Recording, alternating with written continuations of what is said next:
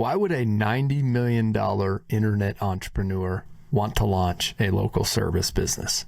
If you stick around in this episode, I'm going to tell you why. I'm also going to tell you about a project that I'm working on with a $90 million internet entrepreneur. And I'm going to share with you the exact process that I'm using to launch a local service-based business. If you stick around, I'm going to give you a free checklist that you can use to start your own local service-based business. So let's start by defining local service-based business. What is it? If you guys follow me on X, you have probably seen me talk about this before. I am a firm believer that the biggest opportunity for millennials and Gen Z entrepreneurs is in local services and trades. So let's define that. What is a local service or trade business? Local services are anything that requires a human being providing a service to a local customer base, like plumbing, electrical, handyman, pool service, hot tub repair, painting, window washing, cleaning, driveway repair, grading, excavation, tree removal. Anything where you are providing a service to a customer base, specifically around their home. So these are defined as a home service company. So think about everything that you have in your home. You have heating system, you have plumbing system, you have snow removal if you live in the northern states. There are also trade-based businesses. Trades are anything that is associated with construction. So both of these, services and trades, could be looped into one larger category called blue collar. The reason why I believe that local services and trade businesses are where the biggest opportunity lies is because of the following reasons. One, we have a generation in the baby boomer generation right now who is at retirement age. We have 60, 65, late 60-year-old people right now who started businesses early on in their careers, and they're nearing retirement age. They're old, they're tired, and they're ready for somebody to either take over their business or pay them for it. Some of them are just so tired that they almost just want to give this business away. Now, why is that important?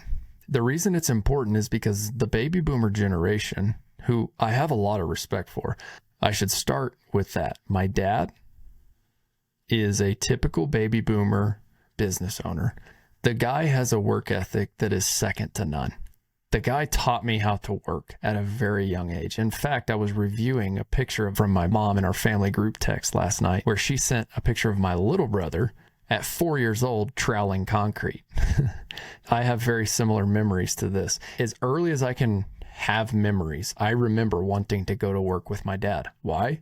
Because I idolized it. My dad was this image of a man who woke up, he put his boots on, and he went to work, and then he came home in time to coach our baseball games, and then he went back to work to provide for our family. I had the utmost respect for my dad. I also went to work for him in the summers. Now, the reason I bring this up is because by working with my dad, I was able to learn from him how to physically work. And really what it came down to is this mindset. The mindset of, hey, I'm going to show up and I'm going to apply the absolute best effort that I can possible. And the baby boomer generation had that mindset. They had the mindset of, I don't really care what it is or what you throw at me. I'm going to figure it out and I'm going to physically outwork my competition. At least the successful business owners had that mindset. Now, we're dealing with a lot of people who have a lot of market share in the home services and trades who are in that baby boomer generation. Why? Because it was before the internet, it was pre-technology. They had to go out and physically, manually work to earn a dollar, unless you were a banker or, stockbroker or whatever. But a lot of people in that generation earn their living by providing a manual labor service. So now we are at this unique phase where that demographic is at retirement age. They're ready to sell their business and or just retire and close down the business. And then the people who are moving into the demographic of myself, I'm 33 years old, I've got a mortgage, I've got a young family, I feel the need to provide for my family. We are the millennial generation. A lot of my friends are in the tech industry or the financial industry or real estate, industries that are high growth, well paying, but don't require a lot of manual labor. So I see very few of my friends going into the manual services or trades. Now, I'm not saying that there aren't millennials and Gen Z out there who are actively starting this. What I'm saying is the majority of college educated people are searching for that corporate job. They're searching for the real estate firm to be with. They're searching for the tech company to go work for. So this creates this weird, unique dynamic that we're in right now, where we have a demographic who's aging out. So either they're going to sell their business to somebody or they're going to shut that business down. Now, what is this going to do? It's going to open up market share is what it's going to do. So when I started my business, we started with trees. We just did forestry cleanup. We've since moved into more fire mitigation and land clearing. We do excavation, dirt work. We do road grading, septic system installs, foundation excavations, and then we do snow removal in the wintertime. Now, a lot of my friends look at me like I'm crazy. I used to work in tech, had a good paying job there, and I think a lot of my friends look at me like, why are you doing what you're doing? And the reality is, I believe that this is where the opportunity is. If you can take some of the principles from modern day marketing, from modern day technology, and implement those systems and technology into these quote unquote unsexy service or blue collar trade businesses, then I believe you can rapidly go take market share as an entrepreneur. Now, here's the second reason why, and I sort of mentioned it. The opportunity to leverage the internet to market these businesses is endless. If you've seen the power of digital marketing and the power of leveraging the internet in these high growth tech businesses or these digital marketing agencies or info marketing businesses, they do crazy amounts of numbers because things can go viral on the internet. We are now dealing with a tool that you can, with just your time, like put your business out there in front of so many different eyeballs. If you just know how to block and tackle in the digital marketing game, you can go start these businesses. Let's go back to the intro. Why would a $90 million internet business invest in a local service business? I've had conversations with this guy who I'm specifically talking about. I've ridden in his truck with him, and we have talked about how AI is going to rapidly overtake tech industry jobs, and the people who understand either how to work with their hands or work with machines to offer local services to a local demographic and leverage digital marketing techniques that tech and e-commerce brands use, the opportunity is endless to create great businesses. Fast forward, I've been hired as a consultant to launch a service-based business for a $90 million business. Now, it has nothing to do with that $90 million business. It just has to do with the fact that the entrepreneur who owns that business wants to diversify and start another business. So he came across the podcast, came across the work that we're doing online, and he asked, what's it going to take for you to come launch a land clearing business for me here? So I have accepted the opportunity for a 90-day consulting agreement to go launch a land clearing business in Austin, Texas. So if you are listening to this, I'm going to be sharing the process in which I've used. Right now it's February 11th. I started at the beginning of February with my agreement, and I'm going to be sharing along the way how I'm thinking about going about launching this. Now, if you follow me on X, I posted a service startup checklist, and that's the baseline for what I'm using. I've basically documented everything that I've done in launching a land services business in Colorado. And I'm using that same checklist to go and replicate. Now, since I have done this before, I've been able to build a team of different subcontractors and different agencies who I work really well with together. And so part of this agreement was that, hey, if I'm going to come launch this business, I get to use my whole team. And for those of you who have been listening to this or been following Bear Claw, y'all know that we create a lot of YouTube videos. We run Facebook ads. We do Google ads, full-time Instagram, Facebook, TikTok content team. And I've invested that strategically from the beginning, knowing that if we can leverage the internet to build a brand and a presence online, then the opportunities are endless for the operations of the business. So you kind of have two parts. It's like build the brand online and then build the team to operate. And so with Bear Claw, we've done both. Through doing it with my own money and investing my own time and resources into building these teams, I've now created something that is repeatable. So I am using my own team to go and launch this business. So we've got our media team, which is Bear Claw Media. We handle Facebook ads, Google ads, and content creation. Now, what is content creation? It's basically everything from taking video clips, editing those, creating social media captions, creating videos out of that, and publishing those to all of the different social media platforms. Now, this is something that I identified very early on that we needed to do as a business, but it was a terrible use of my time as a business owner. So what we're doing with Bear Claw Media is we will help you create an omnipresence online, and omnipresence meaning we'll get your business on Facebook, Instagram, YouTube, TikTok, and all you have to do is take videos with your phone in the field. So it doesn't matter if you're a roofing business, it doesn't matter if you're a land clearing business, it doesn't matter if you're a pool service business. What people want online are action shots.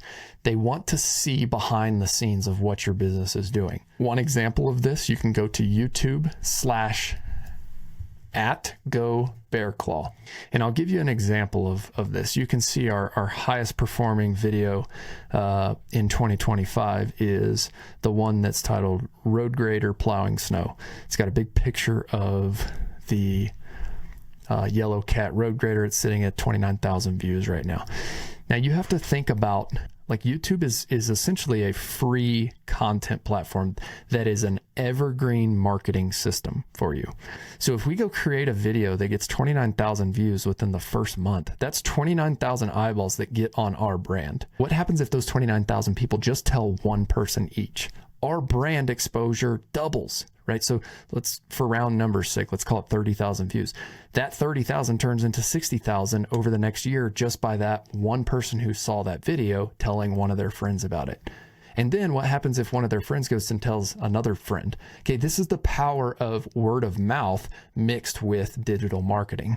Okay, the reason I've invested so much time and effort and energy into building this system that can create content for local service-based businesses is because if you invest the time on the front end, it's going to be incredible how much business you get on the back end. Back end meaning like over the next 5, 10, 15 years.